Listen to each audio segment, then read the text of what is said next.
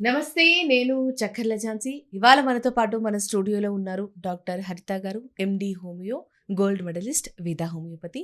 మరి మనకున్న డౌట్స్ అన్ని అడిగి తెలుసుకుందాం. నమస్తే మ్యామ్. నమస్తే అండి. మ్యామ్, అసలు ఏ సమస్య గురించి చెప్పినా అది ఈ రోజు రేపుల్లో ఫుల్ కామన్ అయిపోయింది మ్యామ్. అందులో దానికి సంబంధించి హాస్పిటల్స్ కూడా చాలా పెరిగాయి. అదే ఇన్ఫర్టిలిటీ. ఫర్టిలిటీ సెంటర్స్ విపరీతంగా పెరిగిపోయాయి మ్యామ్. మన సౌత్‌లో కన్నా ఇతర ప్లేసెస్‌లో నార్త్‌లో గానీ, ఫారెన్‌లో గానీ వాటికి రావడం, జనాలు రావడం, చూయించుకోవడం కూడా కొంచెం ఎక్కువైపోయింది. వాళ్ళు కూడా దాన్ని ఓకే, ఇది గూడా ఒక సమస్యలాగే వెళ్ళి మనం క్యూర్ చేసుకోవచ్చు అనే థాట్‌లోకొచ్చారు. బట్ మన సౌత్‌లో చాలా తక్కువ. అసలు ఈ సంతానలేమి సమస్యలు ఎందుకొస్తున్నాయి మ్యామ్? జనరల్‌గా అసలు సంతానలేమి అంటే ఫస్ట్ మ్యారేజ్ అయిన తర్వాత భార్యాభర్త ఒక 1 ఇయర్ వరకు కూడా అంటే ఎలాంటి గర్భనిరోధక పద్ధతులు అంటే కాంట్రసెప్టివ్ థింగ్స్ యూజ్ చేయకుండా న్యాచురల్‌గా ట్రై చేసి అప్పుడు కూడా వాళ్ళకి పిల్లలు కావట్లేదు అంటే అప్పుడు మనం దాన్ని ఇన్ఫర్టిలిటీ కింద కన్సిడర్ చేస్తాం. Okay madam. సో ఎక్కడో డిఫరెంట్ ప్లేసుల్లో ఉండి సపోజ్ అంటే జాబ్ రీత్యా వేరే ప్లేసుల్లో ఉండి అలా ఉండి పిల్లలు అవ్వకపోతే దాన్ని ఇన్ఫర్టిలిటీ కింద కన్సిడర్ చేయం. ఓకే. ఓకే. So okay. అంటే మనం ట్రై చేసి న్యాచురల్ పద్ధతుల్లో సక్సెస్ కావట్లేదంటే అప్పుడు we have to find out the reasons. హ్మ్. అంటే ఫస్ట్ ఎవరిలో ఎక్కడ ప్రాబ్లం అనేది అప్పుడు మనం ఐడెంటిఫై చేయాలి. మ్యామ్, ఈ సమస్య పురుషుల్లో, మహిళల్లో ఇద్దరిలో ఉంటుందా? ఎవరికో ఒకరికే ఉంటుందా? చాలా మంచి క్వశ్చన్ అడిగారు. ఇప్పుడు చాలా మందికి ఉన్న డౌట్ ఏంటంటే అసలు ఇన్ఫర్టిలిటీ అంటే ఇది ఓన్లీ లేడీస్కి అంటే ఆడవాళ్ళకి సంబంధించిన సమస్య అనే అపోహ చాలా మందికి ఉంది. అంటే అది ఈవెన్ ఎడ్యుకేటెడ్స్ సిటీస్లో ఉండే వాళ్ళకి కూడా అంతే. ఫస్ట్ మా దగ్గరికి వాళ్ళు ఆ అమ్మాయిని మాత్రమే తీసుకొని వస్తారు. మేడం ట్రీట్మెంట్ చేయండి, ఈమెకి ఏం ప్రాబ్లం ఉందో చూడండి. పిల్లలు సో పుట్టట్లేదు. అసలు మొత్తం సమస్య ఆమెకే ఉంది అన్నట్టే మాట్లాడతారు వచ్చి, ఏం Okay. తెలియనప్పుడు కూడా. ఆ, సో బట్ జనరల్లీ ఇప్పుడు అంటే అవేర్నెస్ కూడా జనాల్లో వచ్చింది కాబట్టి మనం యాజ్ పర్ అంటే రీసెర్చ్ బేస్డ్గా వెళ్తే 40% అమ్మాయిల్లో ఉన్న ప్రాబ్లమ్స్ వల్ల పిల్లలు అవ్వకపోతే Mm. ఒక 40% మేల్ ఫ్యాక్టర్ అంటాం. అంటే మగవారిలో కూడా పిల్లలు అవ్వకపోవడానికి సమస్యలు ఉండే అవకాశాలు 40% కనిపిస్తున్నాయి. Okay. అలానే ఒక 20% కపుల్స్ని కనుక తీసుకుంటే అది మేల్లోనా ఫీమేల్లోనా అనేది తెలియదు. అంటే Okay. ఇద్దరిలో టెస్ట్లన్నీ నార్మల్ ఉంటాయి ఓకే. కానీ కన్సీవ్ అవ్వట్లేదు. ఓకే. అంటే అప్పుడు దాన్ని అన్ఎక్స్ప్లెయిన్డ్ ఇన్ఫర్టిలిటీ అంటాం. సో ఇప్పుడు ఓవరాల్గా చూసుకుంటే 40% అమ్మాయిల్లో ప్రాబ్లమ్స్ ఉంటే 40% అబ్బాయిల్లో ప్రాబ్లమ్స్ ఉన్నాయి. అంటే Equal గా ఈక్వల్ ఉంది. పర్సెంటేజ్లో ఉంది. బట్ జనాలకి అంటే కపుల్స్కి కానీ వాళ్ళ పేరెంట్స్కి కూడా ఈ విషయం మీద అవగాహన లేక ఒక 1-2 ఇయర్స్ అమ్మాయిలకే ట్రీట్మెంట్ చేయిస్తారు, ఖర్చు పెడతారు. అయిపోయిన తర్వాత చాలా ట్రీట్మెంట్ అయిపోయిందండి, ఇంకేం మిగలలేదు, ఇప్పుడు ఐవీఎఫ్ చేస్తారా అని అడుగుతారు వచ్చి. సో బట్ అసలు బేసికల్గా మనం గమనించాల్సింది ఏంటంటే ఫస్ట్ ప్రాబ్లం అమ్మాయిల్లో అబ్బాయిల్లో అనే కంటే ఇది ఎవరిని బ్లేమ్ చేసేది కాదు, అసలు ఎక్కడ సమస్య ఉంది అని ఒకసారి కనుక డాక్టర్ని అప్రోచ్ అయినట్టయితే వాళ్ళు ఎవరికి ఏం టెస్టులు చేయాలి అనేది మనం ఐడెంటిఫై చేసి ఎక్కడ ప్రాబ్లం ఉంటే దానికి రెక్టిఫికేషన్కి టెక్నాలజీ పెరిగింది కదా. అవును సో మేడం. ప్రతిదానికి సొల్యూషన్ ఉంది. Right madam. మ్యామ్, మరి ముఖ్యంగా ఈ ఇన్ఫర్టిలిటీ సమస్య ఏదైతే ఉందో దీనికి లక్షణాలు ఎలా ఉంటాయి? అంటే మీరు ఇంతకుముందు అన్నట్టుగా 1 ఇయర్ తర్వాత కూడా కన్సీవ్ అవ్వకపోతే మా దగ్గరకు వచ్చి టెస్టులు చేసిన తర్వాత ఎవరికి ఏం లోపం ఉంది, ఎంత లోపం ఉంది అని చెప్పేసి అన్నారు కాబట్టి అసలు మామూలుగా కూడా రావాలన్నా కూడా కైండ్ ఆఫ్ సిమ్టమ్స్ దీనికి కూడా ఉంటాయా? ఫస్ట్ ఏంటంటే ఎవరైనా సరే మ్యారేజ్ అవ్వగానే ఒక 1-2 ఇయర్స్లో పిల్లలు కాలేదు అంటే ఫస్ట్ ఒకసారి డాక్టర్ని అప్రోచ్ అయితే మేము కూడా ఏం చేస్తామంటే ఫస్ట్ ఫీమేల్కే టెస్ట్ చేస్తాం. అంటే ఆడవారిలో ఏంటి మెయిన్గా ఉండే సమస్యలు తెలుసుకుందాం. మెయిన్గా ఏంటంటే ఒకటి పీరియడ్స్ ప్రాబ్లమ్స్, అంటే పీసీఓడి కానీ థైరాయిడ్ లాంటి హార్మోన్ ప్రాబ్లమ్స్ ఉండడము లేదా బ్లడ్ తక్కువ ఉండడము, వీటి వల్ల కూడా మనకి పీరియడ్స్ అనేవి డిలే అవుతాయి. అయితే పీరియడ్ డిలే అవ్వగానే మ్యారేజ్ అయ్యాక చాలామంది ఇది ప్రెగ్నెన్సీ, ఇది కన్ఫర్మ్ అవుతుంది అనుకున్నాం మేడం, అందుకే మిమ్మల్ని మేము కలవలేదు అని చెప్తూ ఉంటారు మాకు చాలామంది. బట్ పీరియడ్ డిలే అయినంత మాత్రాన ప్రెగ్నెన్సీ వచ్చినట్టు కాదు. సో ఇది ఫస్ట్ కన్సిడర్ చేయాలి. ఓకే. అంటే ఇది ఒక ప్రాబ్లమ్గా వాళ్ళు అనుకుంటే వాళ్ళు అప్రోచ్ అవుతే మనం ఎందుకు డిలే అయింది అంటే రీజన్స్ ఏంటి అని అప్పుడు will go for a thorough investigations. Okay. తర్వాత కొన్ని సందర్భాల్లో ఏమవుతుంది అంటే ఆడవాళ్ళల్లో గర్భసంచిలో సమస్యలు ఉంటాయి. అంటే గర్భాశయంలో అది పుట్టుకతో డిఫెక్ట్స్ కొన్ని ఉంటాయి, కంజెనిటల్ ఎనామలీస్ అంటాం వాటిని. అంటే గర్భాశయం యొక్క సైజ్ కానీ లేకపోతే దాంట్లో ఉండేటటువంటి ఎండోమెట్రియం అనే లేయర్ ఉంటుంది పొర, అది పల్చగా ఉండడం కానీ ఇటువంటి ప్రాబ్లమ్స్ కొంతమందికి ఉంటాయి. ఇంకా కొంతమందిలో గర్భాశయంలో పొర మధ్యలో ఒక గోడలాగా ఉంటుంది, సెప్టమ్ అంటారు దాన్ని, అంటే సెప్టేట్ యూట్రస్ అంటాం. ఇవన్నీ కూడా గర్భసంచిలో ఉండేటటువంటి సమస్యలు. అయితే వీటికి కూడా సొల్యూషన్ ఉంది. ఇప్పుడు సర్జికల్ ఇంటర్వెన్షన్స్ వచ్చినాయి, ఐడెంటిఫై చేయడానికి డయాగ్నోస్టిక్ లాప్రోస్కోపీ ప్రొసీజర్స్ వచ్చినాయి. సో టెక్నాలజీ అనేది చాలా డెవలప్ అయింది కాబట్టి మనకు మనమే ఊహించుకోకుండా కనుక అప్రోచ్ అయితే ఫస్ట్ అసలు ఏంటి ప్రాబ్లం అనేది మనకు తెలుస్తుంది. తర్వాత గర్భసంచి లోపాల్లో బైకార్నియేట్ యూటరస్ అని అంటారు. అంటే గర్భాశయంలో 2 గర్భాశయాల్లాగా ఉండడం. అంటే కొంతమందిలో అది గర్భసంచి ముఖద్వారం దాకా కూడా 2గానే ఉంటుంది. కొంతమందిలో యూనికార్నియేట్ యూటరస్ అంటాం. అంటే గర్భాశయము ఒక సైడ్‌కి మాత్రమే ఉండి కొంత భాగం మాత్రమే ఉంటుంది. సో ఇటువంటి కేసెస్‌లో కూడా ప్రెగ్నెన్సీ వచ్చే ఛాన్స్ ఉంటుంది. దీనికి కూడా భయపడాల్సిన అవసరం లేదు.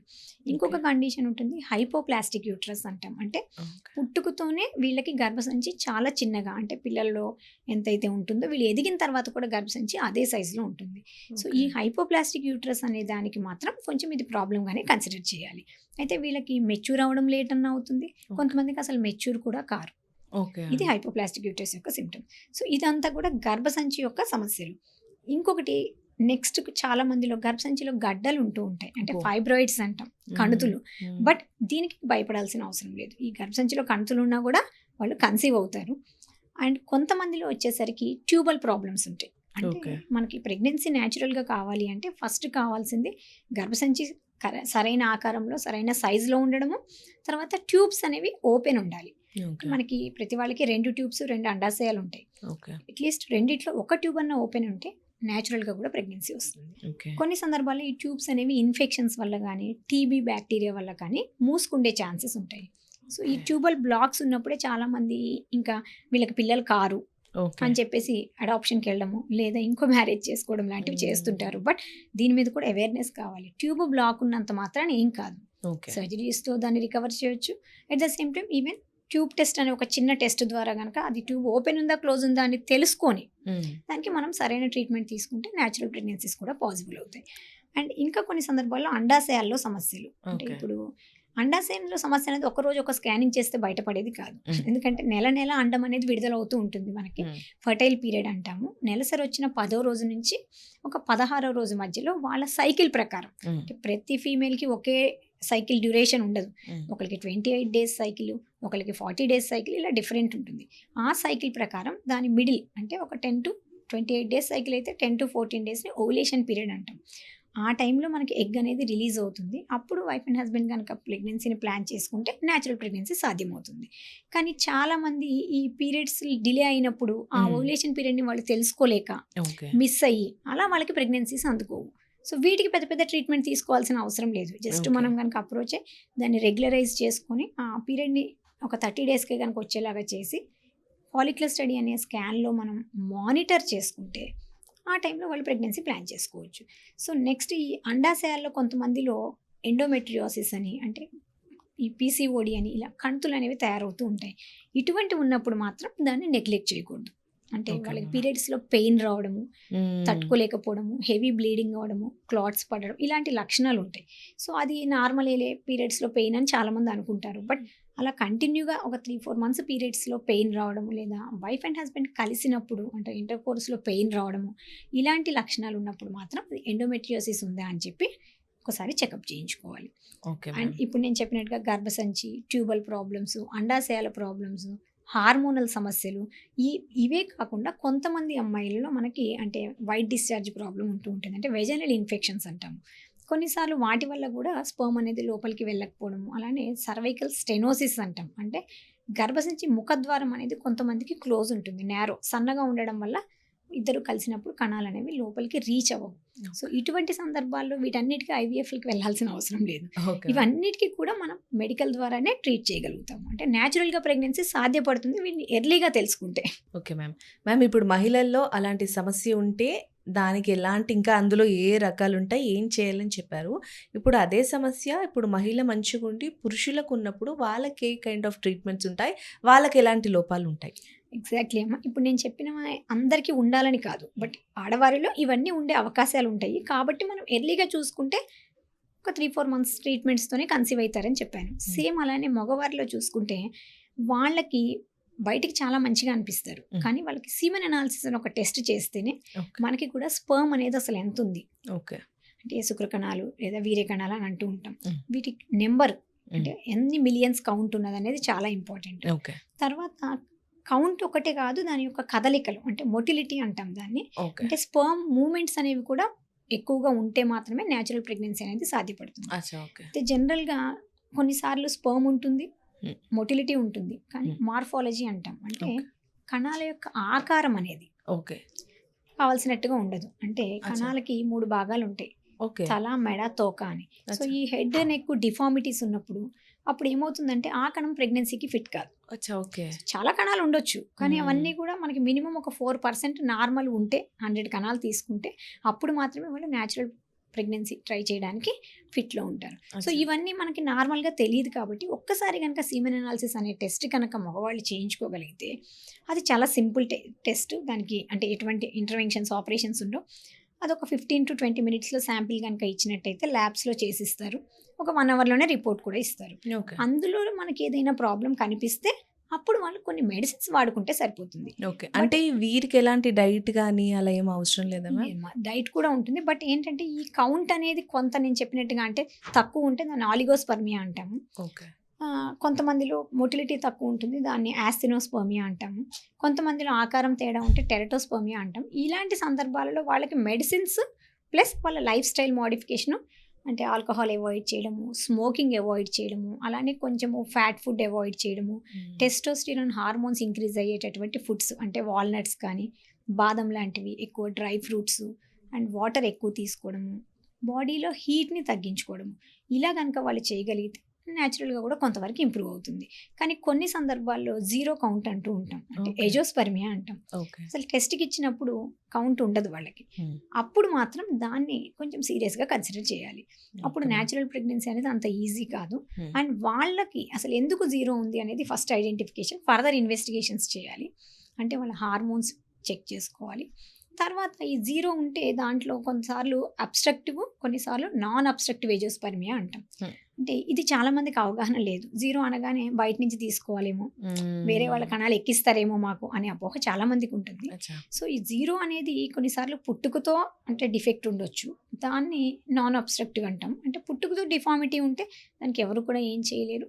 దానికి కొన్ని ఇంటర్వెన్షన్స్ ఉంటాయి, అంటే టెస్టిక్యులర్ బయాప్సీ చేసుకొని అసలు వాళ్ళకి తయారీ ఉందా బాడీలో లేదా స్పర్మ్ ప్రొడక్షన్ అనేది తెలుసుకోవచ్చు. ఓకే. కానీ నాన్ అబ్స్ట్రక్టివ్లో ఏమవుతుందంటే లోపల ఉంటాయి, కానీ బయటికి రావడానికి కొన్ని ఇన్ఫెక్షన్స్ వల్ల కానీ, ఈ స్పర్మాటిక్ ట్యూబ్ ఏదైతే ఉంటుందో అక్కడ కొంత స్వెల్లింగ్ రావడం వల్ల, లేకపోతే ఏదైనా ఇంజురీస్, దెబ్బలు తగలడం వల్ల కానీ, కొన్నిసార్లు వైరల్ మమ్స్ లాంటి వైరల్ ఫీవర్స్లో వాటి వల్ల కానీ అవి బ్లాక్ అయిపోతాయి. కొన్నిసార్లు వ్యారికోసీలు అంటే హైడ్రోసీల్ అని మగవారిలో కొన్ని రకాల అంటే టెస్టిస్కి సంబంధించినటువంటి కొన్ని సమస్యల వల్ల కూడా బ్లాక్ అయ్యే ఛాన్స్ ఉంటుంది. అప్పుడు కూడా వాళ్ళకి జీరో అనే చూపిస్తుంది. సో దానికి కంగారు పడక్కర్లేదు. అటువంటి సందర్భంలో వాళ్ళకి న్యాచురల్గానే వాళ్ళ స్పర్మ్ ఇంప్రూవ్ చేసేటటువంటి మెడిసిన్స్ అవైలబుల్ ఉంటాయి. మళ్ళీ అవి ఆ బ్లాకేజీని క్లియర్ చేయగలిగితే ఆ స్పర్మ్ అనేది బయటికి రిట్రైవ్ అయ్యే ఛాన్స్ ఉంటుంది. కాబట్టి వాళ్ళ ఓన్ జీన్తోనే వాళ్ళు కన్సీవ్ కూడా కావచ్చు. బట్ చాలా మందికి దీని మీద అవగాహన లేదు. Right ma'am. అందుకని భయపడిపోయి మేల్స్ ఏం చేస్తారంటే ఎక్కడ ఈ జీరో అనేది తెలుస్తుందో అని చెప్పి వాళ్ళు దాన్ని హైడ్ చేయడము, అంటే చెప్పకపోవడం ఇలాంటివి చేస్తూ ఉంటారు. బట్ ఇప్పుడు టెక్నాలజీ పెరిగింది, ప్రతిదానికి కూడా సొల్యూషన్ ఉంది. Okay ma'am. మ్యామ్ ముఖ్యంగా కొన్ని స్టేట్మెంట్స్ ఎలా ఉంటాయంటే అమ్మాయి 15 years నుంచి 30 years వరకు ప్రెగ్నెంట్ అయ్యే అవకాశాలు ఎక్కువగా ఉంటాయి, దాని తర్వాత చాలా కష్టం, కొంతమంది అసలు అవ్వవు అంటుంటారు. అబ్బాయిల విషయానికి వచ్చేస్తే వాళ్ళకి 30 నుంచి 60 వరకు ఎక్కువ కన్సీవ్ అంటే వాళ్ళు పేరెంట్స్ అయ్యే అవకాశాలు ఎక్కువగా ఉంటాయని చెప్పి ఇట్లా డివైడ్ చేస్తూ ఉంటారు మేడం. అది మరి ఎంతవరకు కరెక్ట్? మరి ఇప్పుడున్న డేస్లో మరి అమ్మాయిలకు 30 దాటినా కూడా పర్లేదా అనే కాన్సిక్వెన్సెస్లో ఎక్స్ప్లెనేషన్ మ్యామ్. చాలా మంచి క్వశ్చన్ అడిగారమ్మా. చాలా మంది ఏమంటారంటే మగవాళ్ళకి ఏజ్తో సంబంధం లేదు, ఎంత ఏజ్ అయినా కూడా వాళ్ళు అంటే ఫర్టిలిటీ పొటెన్షియల్ అనేది ఉంటుంది. బట్ ఆడవాళ్ళ విషయానికి వచ్చేటప్పటికి మనకి తొందరగా కన్సీవ్ కాకపోతే తర్వాత ప్రాబ్లం అవుతుంది అని చెప్తూ ఉంటారు. ఇది సహజంగా పేరెంట్స్ కూడా గైడ్ చేస్తుంటారు. అది కరెక్టే, కానీ ఎంతవరకు అంటే మేల్స్లో కూడా ఒక సర్టెన్ ఏజ్ దాటిన తర్వాత హార్మోనల్ స్ట్రెస్ వల్ల టెస్టోస్టిరాన్ లెవెల్స్ తగ్గే ఛాన్స్ ఉంటుంది. కానీ వాళ్ళకి ఏంటంటే అప్ టు 50-55 వరకు కూడా ఓకే. కానీ ఫీమేల్స్కి వచ్చేసరికి ఏమవుతుందంటే మనకి మెనార్కే తర్వాత చాలా హెల్తీగా ఉంటుంది. అండ్ అప్ టు 25 years వరకు, 25 to 30 is a potential age for pregnancy. ఆ టైంలో వస్తే మంచి క్వాలిటీ ఎగ్స్ వస్తాయి, హార్మోన్స్ కూడా అంటే సమతుల్యంలో ఉంటాయి. కాబట్టి ఏ పెద్ద ట్రీట్మెంట్స్ అవసరం లేకుండా న్యాచురల్గా కూడా ప్రెగ్నెన్సీ వచ్చే ఛాన్స్ ఉంటుంది. కానీ ఎప్పుడైతే ఏజ్ అనేది పెరుగుతుందో, అంటే ఈ మధ్య మనం చాలా చూస్తున్నాము, కెరియర్ ఓరియంటేషన్ కావచ్చు, లేకపోతే లేట్గా మ్యారేజ్ చేసుకోవడం కావచ్చు, అంటే రకరకాల సెటిల్ అవ్వాలి అనే ఆలోచన కావచ్చు, వీటి వల్ల ఏమవుతుందంటే అసలు మ్యారేజే లేట్ అవుతుంది. సో కాబట్టి ఎప్పుడైతే 30s ఎబోలో కనుక ఇలా లేట్ మ్యారేజెస్ చేసుకున్నప్పుడు ఆటోమేటిక్‌గా మనకి మెనోపాజ్‌కి అంటే 40, 45 మెనోపాజ్ ఏజ్ అయితుంది. సో, కాబట్టి ఏమవుతుందంటే ఆ టైంలో మనకి ఎగ్స్ యొక్క క్వాంటిటీ గానీ, ఎగ్స్ యొక్క క్వాలిటీ కానీ తగ్గిపోతూ ఉంటుంది. So, okay. కాబట్టి ఫీమేల్స్‌లో చెప్పాను ఏఎంహెచ్ అని ఒక హార్మోన్ ఉంటుంది. మనం ఇందాక అనుకున్నాం. అంటే ఈ ఫీమేల్స్‌లో ఎగ్‌కి సంబంధించిన రిజర్వ్‌ని తెలుసుకుండే హార్మోన్ అది. ఓకే. సో, ఏజ్ పెరుగుతుంటే ఆడవాళ్ళలో ఈ ఏఎంహెచ్ వాల్యూ అనేది తగ్గిపోతూ ఉంటుంది. ఓకే. సో, ఎప్పుడైతే ఏఎంహెచ్ వాల్యూ తగ్గిపోయిందో అంటే ములేరియన్ హార్మోన్ అంటాం. ఇది మనం పుట్టినప్పుడు బర్త్‌లోనే తయారవుతాయి. ఓకే. సో, ఎవ్రీ మంత్ కొన్ని మిలియన్స్ ఆఫ్ అవి చనిపోతూ ఉంటాయి. ఆ తర్వాత అవి కొన్ని వేలకి పడిపోతాయి. ఇంకా తర్వాత ఏజ్ 30 ప్లస్‌కొస్తే వందల్లోకి వచ్చేస్తాయి. So, okay. ఎవ్రీ మంత్ మనకి ఎగ్ రిలీజ్ అవుతూ ఉన్నప్పుడు మెనార్కే నుంచి రిలీజ్ అవ్వడం అనేది జరుగుతూనే ఉంటుంది. కానీ ఆఫ్టర్ మ్యారేజ్ మాత్రమే మనం ప్రెగ్నెన్సీకి ప్రయత్నం అనేది చేస్తాము. సో, కాబట్టి ఈ టైంలో చాలా మందిలో పీరియడ్స్ 20 డేస్, 25 డేస్‌కి అయిపోతూ ఉంటాయి. అటువంటి వాళ్ళకి ఎగ్స్ అనేవి తొందరగా తగ్గిపోతూ ఉంటాయి. కాబట్టి 30 ప్లస్‌లో ప్రెగ్నెన్సీ ప్లాన్ చేసేటప్పుడు కంపల్సరీ ఫస్ట్ ఇన్వెస్టిగేషన్స్ చేయించుకొని, ఎనాలిసిస్ చేసుకొని ఏఎంహెచ్ ఎంత ఉందో చెక్ చేసుకోవాలి. లేకపోతే ఎగ్స్ తగ్గిపోవడము, దాంతోపాటు క్వాలిటీ తగ్గిపోవడం కూడా జరుగుతుంది. అందుకని ఐడియల్ టైం ఏంటంటే 25-30 ఈజ్ ద ఐడియల్ టైం. ఇంకా అంతకంటే డిలే చేసినప్పుడు రాదు అని కాదు, బట్ కొంచెం రిస్క్‌తో కూడింది. Okay ma'am. అలాంటి టైంలో న్యాచురల్‌గా కన్సీవ్డ్ అవ్వడానికి ట్రీట్మెంట్ తీసుకొని న్యాచురల్‌గా కన్సీవ్ అయితే హెల్తీ బేబీ పుట్టే అవకాశాలున్నాయా? డెఫినెట్లీ అండి. అప్ టు 40 ఇయర్స్ వరకు కూడా న్యాచురల్‌గా ప్రెగ్నెన్సీని ట్రై చేయొచ్చు. మనం చాలా కేసులు కూడా చేసాము. 38, 40 ఇయర్స్ మన దగ్గరకు వస్తూ ఉంటారు. అంటే టిల్ మెనోపాజ్ రీచ్ అయ్యే ముందు కొంచెం నెంబర్ గానీ, క్వాలిటీ గానీ ఎగ్స్ తగ్గుతాయి. బట్ ఉన్నంత వరకు గనక క్వాలిటీ ఇంప్రూవ్ చేసే మెడిసిను, కొంత డైట్, కొంత లైఫ్ స్టైలు అంటే మనం స్ట్రెస్ లేకుండా ఉండడము, కొంచెం healthy iron, calcium rich foods ఎక్కువ తీసుకోవడము, హై ప్రోటీన్ ఫుడ్స్ ఇలాంటివి గనక తీసుకుంటే ఎగ్ క్వాలిటీని పెంచొచ్చు. ఎప్పుడైతే డిఎన్ఏ అనేది కొంచెం ఇంప్రూవ్ అవుతుందో డెఫినెట్లీ హెల్తీ బేబీ వచ్చే ఛాన్సే ఉంటుంది. దానివల్ల ప్రాబ్లం కాదు. Okay ma'am. మ్యామ్ ముఖ్యంగా ఇంకొకటి కొత్తగా వచ్చేది ఏంటి అని చెప్పి నార్త్‌లో ఎక్కువగా ఇది కొంచెం పాపులర్ అయ్యింది. అండ్ వాళ్ళ కెరీర్ మీరన్నట్లుగా కెరీర్ గురించి లేకపోతే నాకిప్పుడే ఇంట్రెస్ట్ లేదు, నాకు కొంచెం లేట్‌గా చేసుకోవాలనే ఉద్దేశం ఉన్నప్పుడు ఎగ్‌ని ఫ్రీజ్ చేసుకోవచ్చు అని చెప్పేసి ముఖ్యంగా సెలబ్రిటీలు ఎప్పుడైతే ఇది వాడడం చేశారో తొందరగా జనాలకు ఎక్కుతుంది మ్యామ్. సో, మరి ఈ ప్రాసెస్ ఎంతవరకు కరెక్టు? ఎలా? ఏంటి? జనరల్‌గా అమ్మ అంటే కాంట్ బట్ అయితే తప్ప ఎగ్ ఫ్రీజింగ్‌ని మేమైతే ప్రిఫర్ చేయము. ఎందుకనంటే ఇది న్యాచురల్‌గా జరగాల్సిన ప్రాసెస్. సో, ఐడియల్ టైం ఏంటి? సపోజ్ ఇప్పుడు మీరు ఒకవేళ లేట్ మ్యారేజ్ చేసుకున్నారు. చేసుకున్నా కూడా చేసుకున్నప్పటి నుంచి within 3-6 months you can plan for your pregnancy. There is an option. అది కాదు ఇంకా లేట్ అంటే for example in case of second marriages కానీ అంటే సమ్ డైవర్స్ ఇష్యూస్ కావచ్చు. లేకపోతే గనక కొంతమంది మొత్తం సెటిల్ అయిన తర్వాత మ్యారేజ్ చేసుకునేటప్పటికి ఏజ్ పెద్దగా అయిపోతుంది. కాబట్టి నేను ముందే ప్రిజర్వ్ చేసుకోవాలి అంటే there is a preservative technique is there.